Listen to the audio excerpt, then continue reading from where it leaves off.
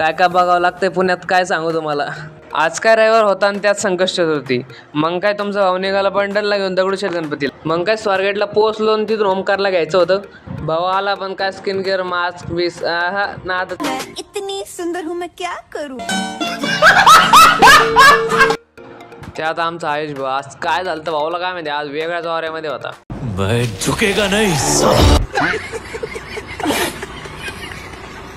मग काय ओमकारला घेतलो निघालो आणि मेट्रोमध्ये आलो तर तुफान गर्दी. काय साधी बसायला पण जागा नाही आणि त्यात हा पंटर भेटला. काय चाळी करतात त्यालाच माहित. बाईचा वाराच वेगळा होता. वो अलग ही लेवल का बंदा था. मग काय निघलो दर्शन घ्यायला त्यात एवढी गर्दी. म्हटलं काय हो आज काय तुमचा भाऊ दर्शन घेतल्याशिवाय जात नाही. त्यानंतर काय दर्शन घेतले ना आलो म्हणलं चला कुठेतरी फिरायला. गेलो एक चष्मावाल्या दुकानात. भाऊनी 15-20 मिनिटं घातली पण चष्मा काही घेतला नाही त्या दुकानात. सांगतो 100% या ओमक्याला दुकानदारांनी शिव्यात दिल्या असं. त्यानंतर काय तिथून निघून आलो मोबाईल शॉपीमध्ये. आमचा महेश भाऊचा S26 अल्ट्रा रिपेअर करायचा होता. अरे भाई साधं समजलं काय टॉपचा विषय भाई टॉप.